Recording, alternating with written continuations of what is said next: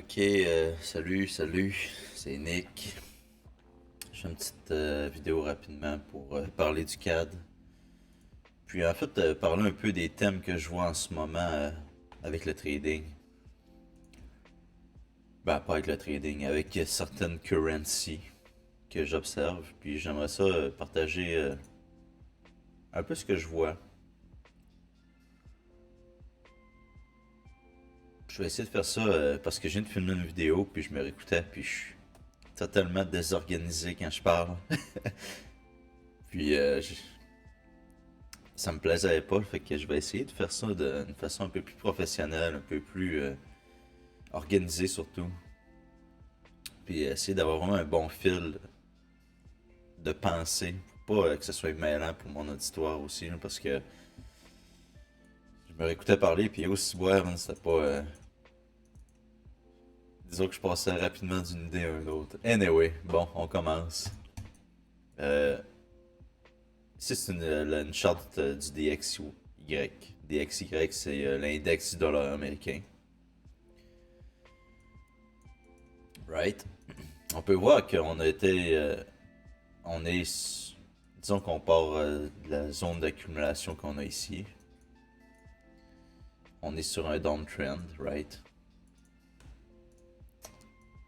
C'est quoi le thème ou c'était quoi. Qu'est-ce qui a causé ce downtrend-là? C'était que le marché price in, ce qu'on appelle en anglais price in, il price in des rate cuts très tôt l'année prochaine, cette année, pardon. À ce moment-ci, au mois de novembre, décembre, on est encore en 2023, mais à ce moment-là, c'est vraiment l'année passée, les gens ils priceaient des rate cuts super tôt. Ils disaient, ok, la Fed va être les premières personnes à rate cut, puis ils vont rate cut aussitôt qu'à avril, par exemple, blablabla. Donc, ces spéculations-là ont fait que le dollar américain a déprécié. Parce que si le dollar américain, si la Réserve fédérale américaine décide de baisser le taux d'intérêt, inévitablement le dollar américain va perdre de la valeur. C'est c'est juste comme ça. Comme quand il a monté les taux d'intérêt, le dollar américain prend de la valeur. Right?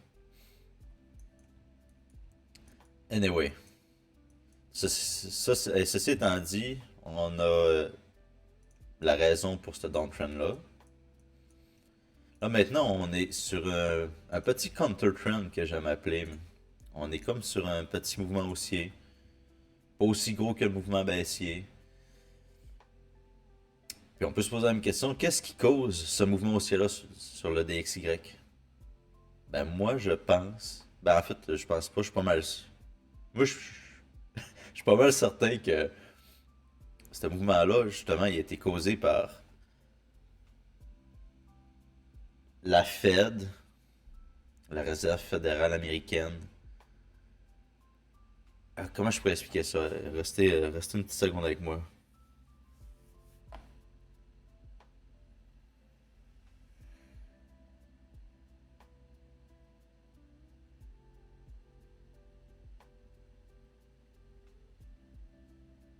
En fait, c'est une combinaison de plusieurs choses, mais quand on est arrivé ici, probablement qu'on a eu des données économiques assez fortes, ok, dans ces zones ici. On a eu des données économiques assez fortes, puis je me souviens par mémoire qu'on en a eu dans le dernier mois et demi, mais je suis pas capable de me souvenir, il faudrait que j'aille voir dans mes notes, mais ces données économiques qui ont été fortes, soit que ça a été une Customer Price Index, ou ça a été le GDP ou le Unemployment, il y en a plusieurs, ben, le marché se sert de ces données-là pour gager un peu.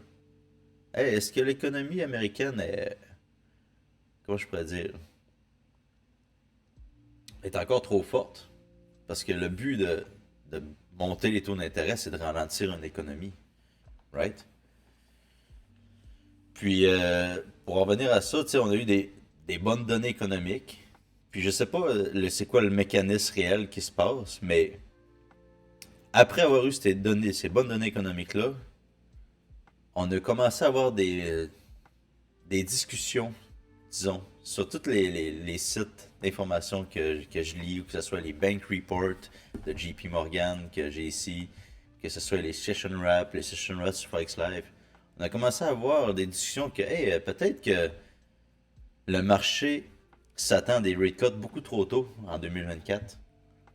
Parce que les données économiques qu'on voit en ce moment nous indiquent que l'inflation est têtue et est encore là. Puis qu'on a encore des. On voit que le- ils disent en anglais là, le marché est tight.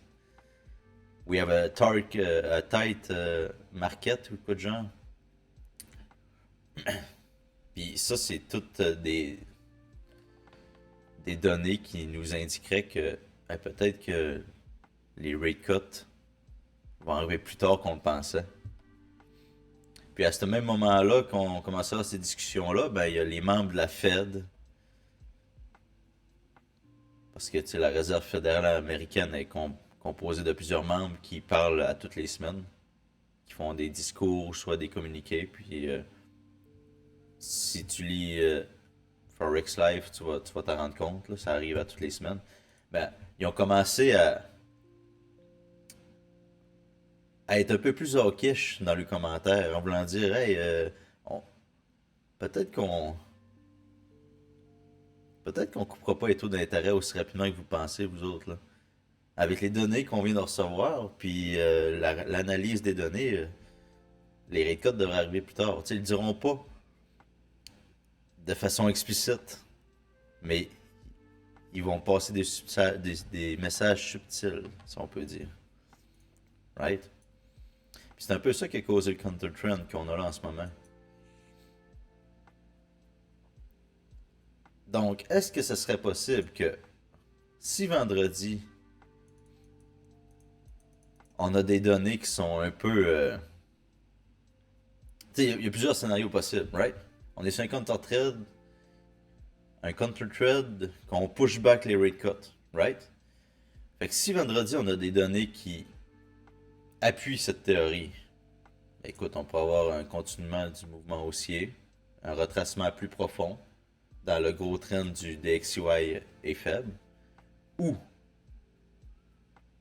on pourrait peut-être avoir des données qui nous diraient, hey, finalement, là, le marché américain, là, le job market vient vraiment là, de ralentir. On le sent dans les données, là, ça nous surprend un peu. Là. Puis finalement, peut-être les rate cuts vont arriver pas mal dans les dates qu'on s'attend, ou peut-être un petit peu avant. Mais là, le dollar américain, normalement, devrait atteindre un certain pivot, puis il va commencer à continuer à déprécier. Right? C'est pour ça que les données de cette semaine sont extrêmement importantes. Ça, c'est juste au niveau du US. Mais tu sais, on a eu des données super importantes au niveau du GPY aujourd'hui. On a le meeting de la Bank of Canada demain. C'est pour ça que ça m'amène au USD CAD, en fait. Unicredit, il y a plusieurs mois, pas plusieurs mois, excuse-moi, plutôt ce mois-ci, le 9 janvier, a fait un papier. On le voit dans mon Discord ici. Le papier disait que le CAD était undervalué, puis que que le marché avait pricé un intense easing by the BOC this year. Puis là, les données nous indiquent un peu le contraire au niveau du CAD aussi. Là, on dirait que le CAD suit les mêmes thèmes que le dollar américain, mais tout un petit peu en retard. Fait que là, le monde, il pense pas que le CAD vont commencer à recut pas en tout. Puis de ce que j'ai lu dans les papiers récemment, c'est la thème est encore pas mal ça pour le CAD. Eux, ils pensaient que la dernière descente du USD CAD is paving the way for a slide toward 130 and below. 130 and below, c'est loin, c'est des pipes. Hein. Ça veut dire que si demain, on a des commentaires hawkish ou neutres au niveau du USD CAD, du CAD, pardon, ça va garder un CAD quand même fort. Puis si en fin de semaine, on a des données au niveau américain qui indiqueraient que le marché se ralentit vraiment beaucoup côté américain, Ben, le dollar américain devrait souffrir de ça. Puis là, on serait vraiment à un beau niveau pivot. Si je pourrais dire le 1,35, 50% fibre. Les deux moving average sont là. Tu sais, pour moi, c'est une belle zone avec une belle semaine de fondamentale pour regarder à prendre des selles, là, présentement. Il faut juste savoir si demain, quelle va être la narrative du Bank of Canada, puis analyser les données vendredi. Mais je suis pas mal certain qu'on va regarder comment la charte ressemble à la charte du DXY. C'est quasiment une descente pour une montée. Si on regarde le DXY, une grosse descente pour une grosse montée. Fait que, essentiellement, l'USD4 suit beaucoup le dollar américain. Fait que je ne mettrai pas trop toutes mes œufs sur le meeting de demain de la Bank of Canada. C'est quand même intéressant de le regarder. Mais le gros nerf de la guerre, ça va être vendredi et jeudi, les données au niveau américain. Puis c'est ça qui va donner une direction au USD4, essentiellement.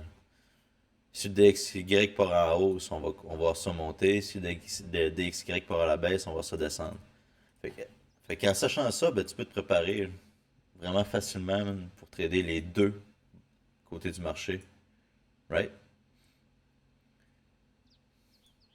Comme ici, on a mettons qu'on prend deux niveaux psychologiques, 1.35, 1.34. On a un beau space ici.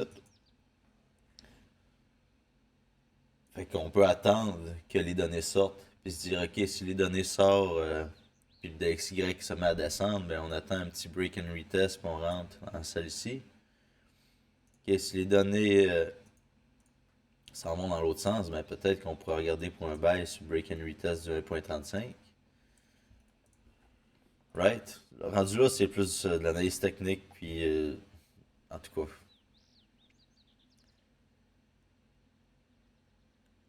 moi je pense on commence à être sur la fin d'un leur fort, puis qu'il va probablement se remettre à régresser dans les prochaines semaines. Puis les données de jeudi et vendredi pourraient être l'élément déclencheur de ça. Si ça arrive, je vais définitivement regarder pour shorter l'USD CAD dans cette zone-ci. Je sais pas si je vais rentrer 1.34 pile, honnêtement, ça a peu d'importance un coup que t'es correct sur la direction du marché, right? Puis si le dollar américain continue à monter, je vais probablement juste attendre que le thème change puis qu'on retourne sur un thème d'un US faible. À ce moment-là, je vais me mettre à acheter l'euro USD, je vais me mettre à acheter le GBP USD, puis je vais sceller l'USD CAD, USD CHF, je vais probablement sceller aussi, USD JPY un peu plus tricky, et en tout cas, encore là, j'ai l'impression d'être un peu all over the place quand j'explique mes pensées. J'espère que du moins ça va aider quelqu'un.